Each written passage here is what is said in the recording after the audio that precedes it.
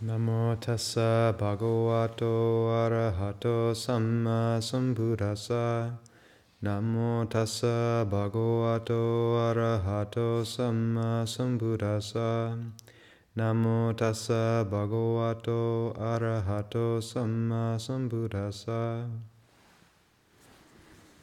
So today we'll be continuing with the readings from Stillness Flowing. Beginning on page 354 of The Heart of the Matter on meditation, and this section is called Only the Posture Changes. A reoccurring theme in Longpor's meditation instruction was the necessity to create a flow of mindfulness and alertness independent of posture. This was the only way that the necessary momentum needed to cut through defilements could be sustained.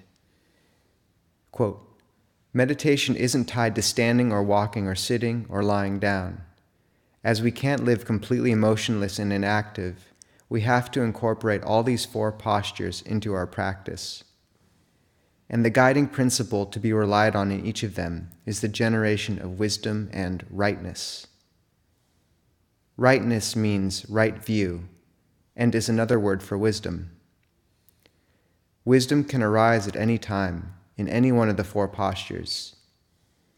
In each posture, you can think evil thoughts or good thoughts, mistaken thoughts or correct thoughts. Disciples of the Buddha are capable of realizing the Dhamma, whether standing, walking, sitting, or lying down. So where does this practice, which is carried out in the four postures, find its focal point? It finds it in the generation of right view. Because once there is right view, then there comes to be right resolve, right speech, and the rest of the Eightfold Path.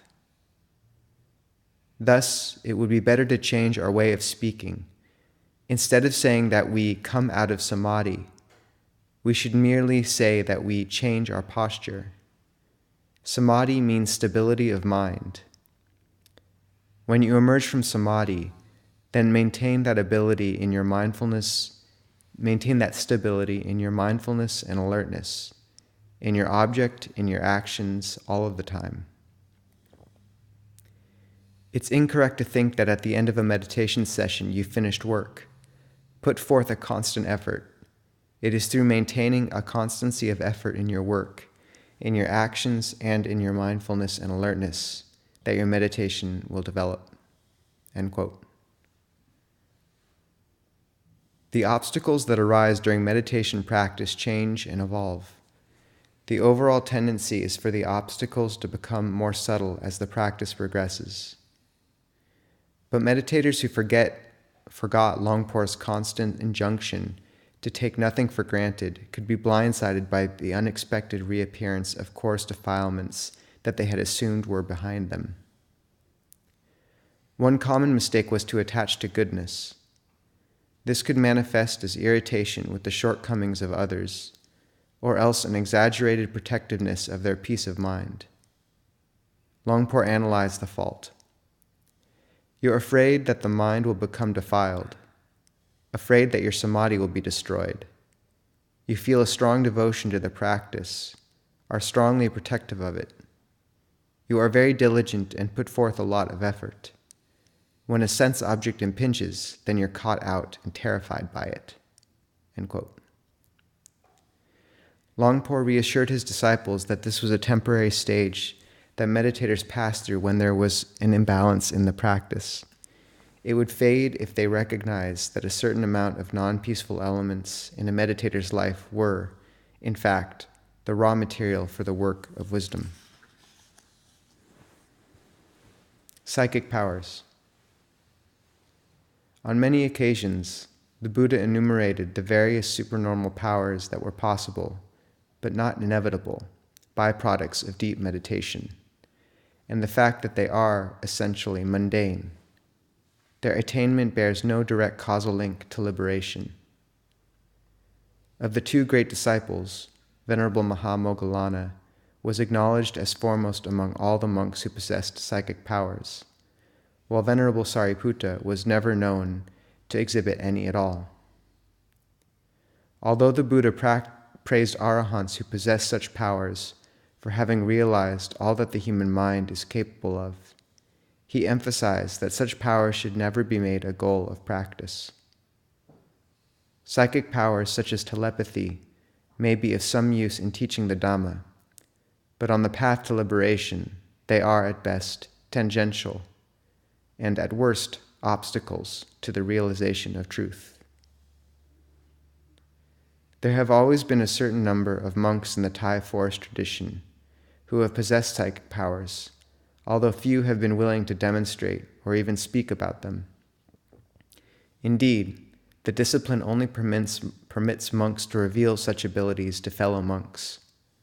The reason given for this injunction is that while people might be drawn to Buddhism by a display of miraculous powers, the faith that arises from exposure to the marvelous is not the kind that really readily translates into the nurturing of wisdom that the Buddha wished to promote. In addition, a monk who reveals psychic powers will draw upon himself a great deal of distracting attention, and thereby both hinder his own path to liberation and threaten the tranquility of the monastery in which he lives. Longpo emphasized that the power of fascination, irrespective of its object, is a serious obstacle to letting go.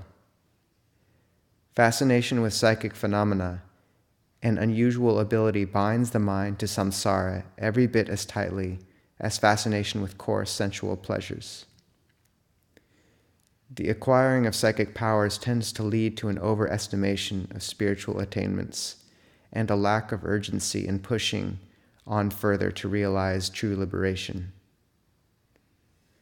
In more intimate meetings with groups of monks, Longpo would occasionally recount very marvelous stories of the psychic powers of the Arahants, but afterwards he would make clear that he had spoken for their information and enjoyment and repeated his warning.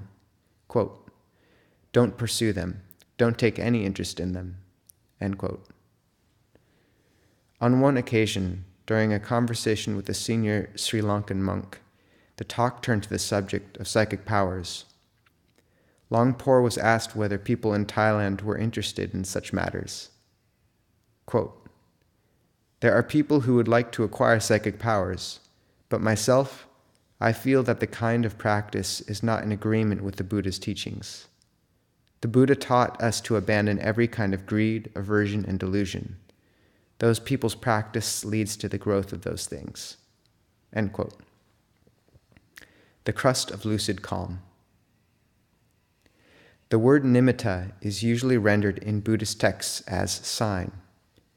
In the context of meditation, it refers to a mental phenomenon which is experienced as a sense perception arising as the mind goes beyond the hindrances. A nimitta is most commonly experienced as a visual form, less often as a sound or tactile sensation, and rarely as an odor or taste. In the path of purification, nimittas are treated at some length and divided into 3 categories. Entry into jhana is described as being dependent on a meditator shifting focus to a distinctive sign, most commonly a bright light, that appears as samadhi deepens. Longpo and his fellow forest masters were familiar with the treatment of nimittas in the path of purification, but rarely incorporated it into their accounts of meditation practice. They used the term nimitta with a slightly different emphasis. Longpo emphasized it in speaking of the mind-made phenomena, colors, lights, visions of beings from other realms, that could appear as the mind becomes calm. He stressed the importance of maintaining the correct attitude to them. Known for what they were, nimittas were harmless. Obsession with them could lead to a time-wasting detour, and, in extreme cases, to psychosis. Armed with the awareness of their dangers, the basic method of dealing with them was simply to refuse to pay them any attention. Quote, "Whatever form the nimitta takes, don't pay attention to it. While it still persists, re-establish your focus by putting all your attention on the breath. breathe in and out deeply at least 3 times, and that may well cut it off. Just keep re-establishing your concentration. Don't see it as being yours. It is merely a nimitta. Nimittas are deceivers. They make us like, make us love, make us fear. They're fake and they're unstable. If one arises, don't give it any significance. It's not yours. Don't chase after it." End quote. The most direct and powerful means of letting go of a nimitta was a change of focus from the perception to that which perceived it. Quote, "When you see a nimitta, then shift attention to look directly at your mind. Don't abandon this basic principle." End quote. Visions could be alluring, and it was not possible for meditators to simply refuse to take pleasure in them by an act of will. What they could do was to immediately recognize any feelings of pleasure that arose as being changeful and based upon false perception. Not all nimittas are enamoring. Another common problem that meditators face is being startled and frightened by them. Quote, "Prepare your mind with the knowledge that nothing can harm you. If something appears during your meditation and you're frightened by it, then your meditation will come to a halt. If that happens, then bring up the recollection that there is no danger and let it go. Don't follow it. Or you may, if you wish, take up the nimitta and investigate its conditioned nature. After you've experienced these things a number of times, you will be unmoved by them. They'll be just normal, nothing to worry about." End quote. There is, however, a class of nimittas that skilled meditators can use to intensify their practice. These include the mental images of parts of the physical body that appear to emerge and expand from within the mind, particularly those that occur after the mind emerges from a deep state of samadhi. Such images are significantly more vivid than any that could be produced by ordinary imagination. Contemplation of them, especially visions of the body in a state of decay, can produce a deep insight into the conditioned nature of phenomena, which in turn may lead to a deep dispassion and abandoning attachment to the sense of an embodied self. These potent images are much more likely to arise if the meditator had already devoted time to investigating the body as a discursive meditation. Longpo said that whether or not nimittas could be made use of in cultivation of wisdom was dependent on the maturity of the meditator. Often, he would recommend a meditator to ignore a nimitta, even if it was of the physical body. One day, a lay meditator came to pay his respects to Longpo and seek his guidance. He said that while meditating, he would see his body appear as a bleached skeleton floating in front of him. Longpo explained to him that this is what the path of purification refers to as the ugaha nimitta, the acquired image. But rather than going on to explain how to manipulate the object in the way the text recommends, he said that there was no need to do so. It was sufficient to create the conditions of stability and calm lucidity for wisdom to do its work. When the mind had been primed by samadhi in this way, any object that arose in the mind was experienced as if it was a question, and the immediate recognition of it as impermanent, unsatisfactory, and not self appeared as an effortlessly correct answer. Quote, "All that is called for is that you calm the mind sufficiently to provide a foundation for vipassana.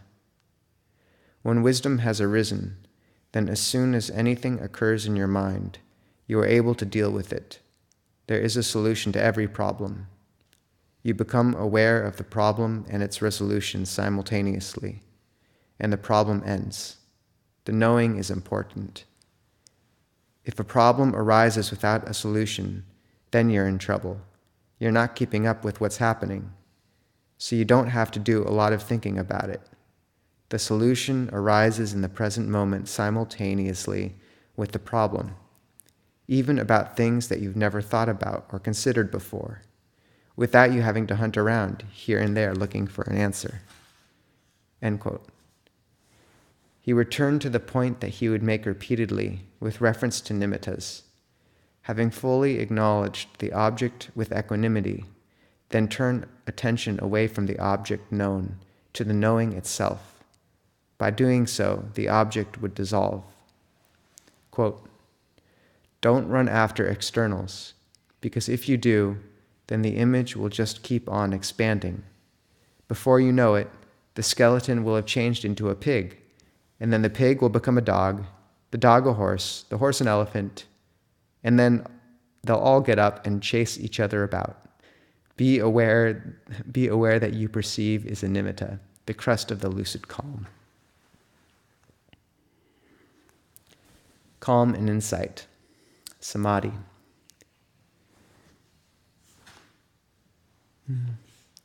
It's 15 minutes, a bit longer, Ajahn, or? Okay. Great. Calm and insight, samadhi. In his expositions of the practice of samadhi, Longpo usually preferred to avoid speaking in terms of jhanas. Instead, he would refer to the various mental states, known as jhana factors, that constitute those jhanas. His reasoning was that the jhana factors such as bliss, sukha, or equanimity were directly experienceable by the meditator, whereas jhanas were simply names for different constellations of these factors. They were, in other words, conventions, and as such, they could lead the mind away from, rather than towards, awareness of the present reality. Quote, "If the mind is clear, then it's just like sitting here normally and seeing things around you. Closing the eyes becomes no different from opening them. Seeing while the eyes are closed becomes the same as seeing with the eyes open. There's no doubt about anything at all, merely a sense of wonder.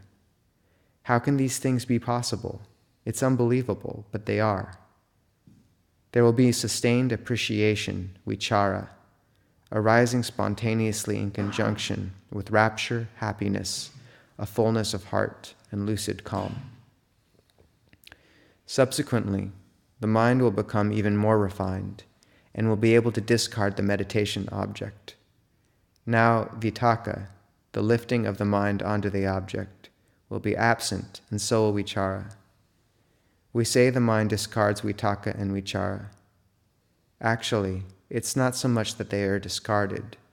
What is really meant is that the mind becomes more concentrated, more compact. When it's calm, then vitaka and vichara are too coarse to stay with it, and so it's said that they are discarded. Without vitaka lifting the mind to the object, and vichara to appreciate its nature, there is simply the experience of repleteness, bliss, and one-pointedness, ekaggata. I don't use the terms first, second, third, or fourth jhana. I speak only of lucid calm and of vitaka, vichara, rapture, bliss, and unity, and of their progressive abandonment until only equanimity remains. This development is called the power of samadhi, the natural expression of the mind that has realized lucid calm. So there is a gradual movement in stages that depends on constant and frequent practice." End quote. Once, Longpo was asked about the relationship between the first four jhana factors and the fifth, ekaggata, usually translated into Thai as meaning single-focused, and in English as one-pointed. He replied that ekaggata was like a bowl, and the other four factors were like the fruit in the bowl. A cat watching a mouse hole has a kind of samadhi, and so does a safecracker, but theirs is a natural, amoral concentration of instinct and desire, not the samadhi that issues from a disciplined gathering of inner forces, and which provides the foundation of wisdom. The Buddha distinguished between right samadhi, samma samadhi, an essential element of the path to liberation, and wrong samadhi, miccha samadhi, which leads away from it. Longpo explained that the term wrong samadhi included any state of calm that lacked the awareness necessary to create the foundation for insight. Quote, samadhi can be divided into two kinds, wrong samadhi and right samadhi. Take good notice of this distinction. In wrong samadhi, the mind is unwavering. It enters a calmness which is completely silent and lacking all awareness. You can be in that state for a couple of hours, or even all day, but during that time you have no idea where you've got to, or what the state of your mind is. This is wrong samadhi.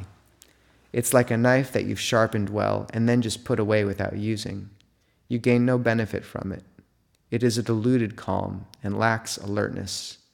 You think that you've reached the end of the practice of meditation and don't search for anything more. It's a danger, an enemy. At this stage, it's dangerous to you because it prevents wisdom from arising. There can be no wisdom without a sense of moral discrimination. End quote. Right samadhi could be known by the clarity of awareness. Quote, no matter how deep right samadhi becomes, it is always accompanied by awareness. There is a perfect mindfulness and alertness, a constant knowing. Right samadhi is a kind of samadhi that never leads you astray. This is a point that practitioners should clearly understand. You can never dispense with the knowing. For it to be right samadhi, the knowing must be present from the beginning right until the end. Please keep observing this. End quote. On another occasion, he said that inner peace could be divided into two kinds, coarse and subtle. The coarse kind occurred when the meditator identified with the bliss that arose from samadhi practice and assumed the bliss to be the essential element of the peace. The subtle peace was the fruit of wisdom, and it occurred when the experience of the mind itself, as that which knows all transient pleasant and unpleasant experiences, was understood to be the true peace. Quote, the pleasant and unpleasant are states of being, states we are born into, expressions of attachment. As long as we attach to the pleasant or unpleasant, there can be no liberation from samsara. The bliss of samadhi is not true inner peace. That peace comes through dwelling in the awareness of the true nature of the pleasant and unpleasant without attachment. Thus, it is taught that the mind that lies beyond the pleasant, sukha, and the unpleasant, dukkha, is the true goal of Buddhism. End quote. Sometimes, Longpo made use of the commentarial division of samadhi into three levels, as these were clearly distinguishable on the basis of duration and intensity. The first is momentary, khanika samadhi, the initial, short-lived intervals of calm, experienced as the mind becomes focused on its object. The second, access upachara samadhi, the state in which the five hindrances have been overcome, but not securely so. There is still some background movement in the mind, but it is not distracting. The third, absorption, appana samadhi, the deepest level of samadhi, a bright stillness in which no sense data appears in the mind or is so fleeting and peripheral as to be inconsequential. Access samadhi is the state in which the wisdom faculty functions most fluently. It precedes and succeeds attainment of absorption samadhi. The axis that follows absorption is a more potent base for wisdom development than that which precedes it. Longpo compared the mind in access samadhi to a chicken in a coop, not completely still, but moving in a clearly defined area, and unable to run off at will.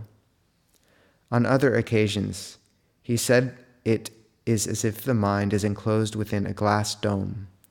The mind is aware of sense impressions, but is not affected by them. It is the state, he said, in which the mind can see things in their true light.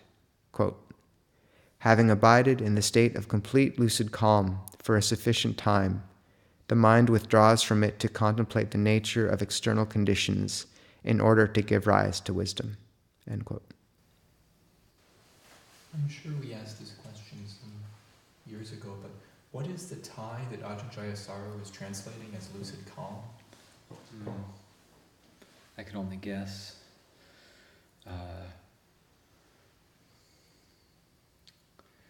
have to think about that for a minute. I heard him speak. I heard him speak to this. Is this new translation for samadhi? Oh. Yeah, samadhi. Ajahn Jayasaro's. Yeah. Yeah, he was, I remember him, it was like a new term he decided he'd spoken about it being a sort of, really felt it was fitting, I think. There are just a number of Thai terms referring to samadhi, and trying to think of which one that might be. Did he unpack why he chose that? I think concentration he felt was just really missed the point of it, where he's the calm, but that mixture of calm and lucidity, which, he's speaking to in terms of awareness being present. I don't think he was translating lucid calm from Thai. I think he's directly translating, just exchanging it with the word samadhi interchangeably. So Pali to English rather than Thai to English. But I remember him speaking specifically to it, I think. And he's translated meine as changefulness, which I'm not sure how that sits. That wasn't. I heard him speak about that one too. There's a new one. What did he say? I think he was like, those were like the two terms that like were. He was like, these are terms I think are very appropriate: changefulness and lucid calm. We talked about that one a lot, actually, changefulness, a couple of years ago when we were going through the initial translation of the biography. Asked a little more about it. I can't remember everything, so we spent a while talking about it. But I think for myself, what I came away with was sort of like, seemed like Ajahn Jayasaro was wanting to, I can't imagine he wants to completely replace not sure, because it's such a specific aspect of Lumpur's teaching, and he could have used so many other words, Ajahn Chah, but it seemed like maybe Ajahn Jayasaro wanted to add that aspect in. I guess I'm hypothesizing. Because it's definitely not the right translation for meine. Yeah, it's totally. It's a completely different word, but maybe he feels it captures the flavor more or something. I remember that when we were reading the rough draft biography, I think like two years ago, we sent him an email asking him about changefulness, and his reply was like, yeah, look, I know, but one, I was a disciple of Ajahn Chah for years, and I spent years practicing with it, and this is what the sort of essence of it is. It was quite strong and direct, but 2 years ago we got that report from him. Well, I think changefulness isn't even a word. It's a new word that he's made up. He said, actually, he provided a link to Oxford Dictionary of English where changeful is listed, and it's really, It must be British English, American English. I remember nobody in our group liked the word change. Yeah, it's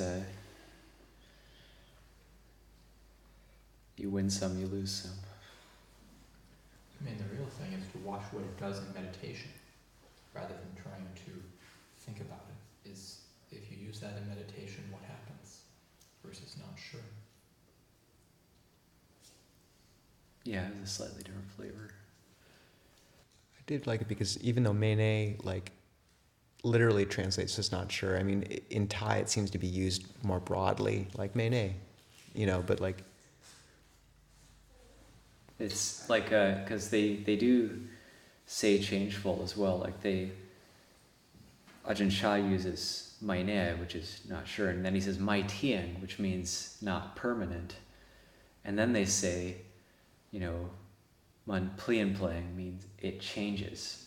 So I would have thought plian playing would be more like, or quam ben plian playing would be more like changefulness or of the nature to change. But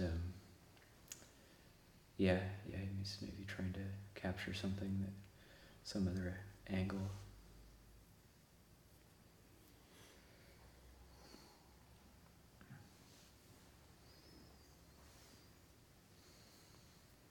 It's Thai is like that. Yeah.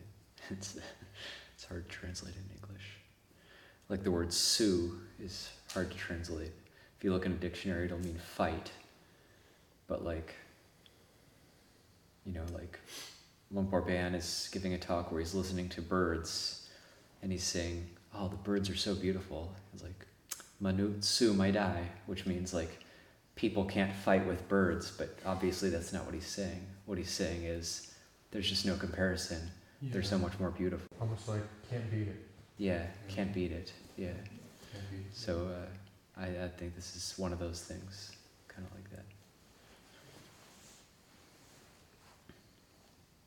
And for myself, because just translating things in different ways, and obviously like Bhikkhu Bodhi and Ajahn Chah are good examples, or Ajahn Chah and then Ajahn Panyavada with various disagreements over translations. And for myself, I never really had a problem with it. It just seemed to be like, the more the merrier. Just sort of like different aspects, because obviously none of the words is going to capture the thing, like period. So whether it's dukkha as like pain or stress or discontent, I feel like, they're all capturing different aspects of the same thing. And I feel like listening to both Ajahn Pasno and Ajahn Sujito, like giving Dhamma talks, Lumpur definitely has this tendency he'll say a word, and then he'll just say a bunch of other words too, just capturing the different nuances and aspects of various idea or terms. So, it seems like a game with no winning, like and just fruitless, trying to nail it down to one specific term, you know what I mean? Yeah, there's no such thing as a perfect translation. Yeah, it's not. It's always going to be subjective. But that question came out of what was the word he's using for lucid calm. So. I don't know if it's correct or not, but I noticed that Ajahn Jayasaro uses samadhi as well. And I was wondering, one thing, earlier on... You mean untranslated? He's untranslated. Yeah. And earlier on, I remember him saying, I think, that the Thai usage of Pali words, when Lumpur Cha uses a Pali word, sometimes he's referring to what it's picked up in, the meaning it has in Thai rather than the meaning it has in Pali. And I was thinking, perhaps Ajahn Jayasaro is, translating, I think it is a translation of, I think it's samadhi, but the Thai, because the word samadhi in Thai, has different constellations of meaning than it does, in the Pali and the suttas, just because it's been, picked up and used. Lumpur likes firm establishment of the Lumpur Pasano likes firm establishment of the mind, for example. That's the translation in the chanting book, Tung Jai Man. It's like, right, samadhi is translated as the correct, firm establishing of the mind. But I thought he might be translating Pong Sai as lucid calm, because that's a word Lumpur Cha used all the time.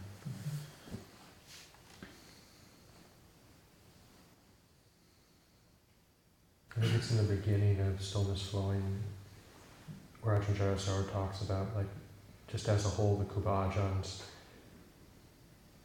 they didn't play fast and loose with the Pali, but there was a lot of room for creativity, and perhaps Ajahn Jayasaro is maintaining that. Yeah. Sometimes referred to as poetic license. Yeah. For myself, I don't know, I appreciate that. Not exactly rebelliousness, but just like, whatever's going to work to try to express whatever needs to be expressed. In a certain sense, the Buddha was like that too, using sankhara in different terms in different ways.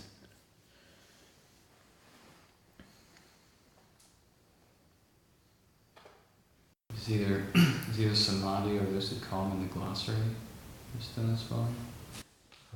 I'll check.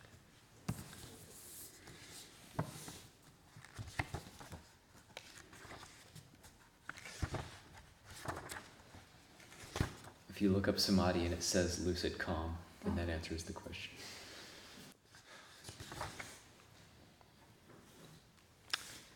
Polly, Samadhi. As Sama Samadhi, this term refers to concentration, unification of mind, mental stability.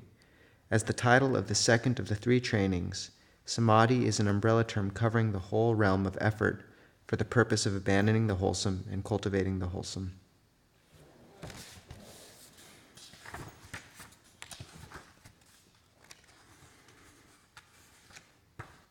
Multiple options.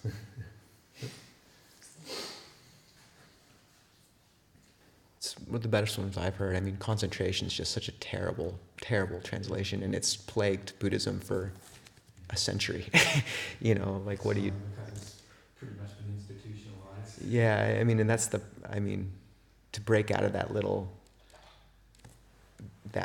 what that's done to samadhi practice, just that the connotations of that term and all the practices around it. I mean, it seems like a fruitful path of movement. I know unification of mind has been used by certain people, and that seems better than concentration to me, but I don't know. Or a Kodi Bawa. Yeah, there's the whole distinction between Ekagata and Kodi Bawa and all that stuff too. But Then in Thai they also say a lot like Jit Ben Nung, which means like, literally it means like mind is one, or mind becomes one, but that's also like one-pointedness, like samadhi.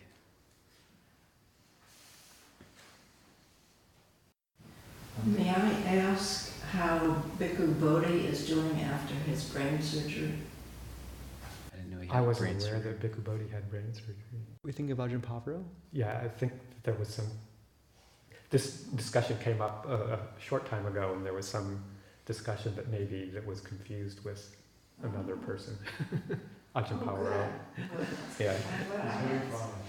Pardon? So how's it in Bhavara? So yeah, Bhikkhu Bodhi is fine without any brain surgery, as far as we know, and is hopefully in India on his Tudong. Oh, good.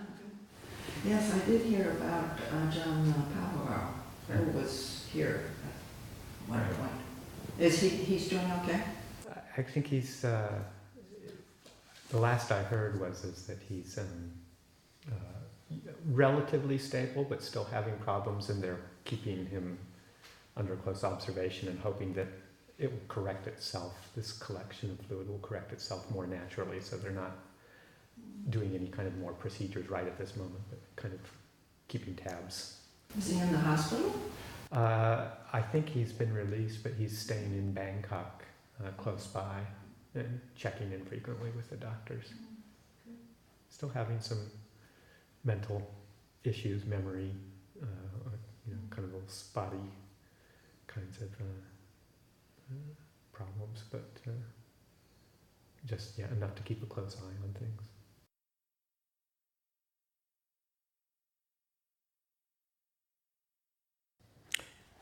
Found something on lucid calm. Sorry, Korokaka. Longpor said that although he had spent an exhausting day on the road, listening to Longpor Mun's Dhamma talk made all of his weariness disappear. His mind became lucidly calm. Note: the usual translation of the Thai word sangop is peace, and this is correct in most contexts. But when dealing with the practice of meditation, Longpor uses the word sangop in ways that can sometimes make this translation problematic. For this reason, in a meditation context, it has sometimes been rendered as the unorthodox translation, lucid calm. I mean, it was Thai word. But you do remember Ajahn Jayasaro saying, like, Yeah. he's using it for samadhi. I thought he said that on the Dhamma talk at Amravati, but I could have been wrong as well. So, yeah, maybe it was just sangop. I'm not sure. Sorry. So he's using it for sangop, which is usually translated as peace.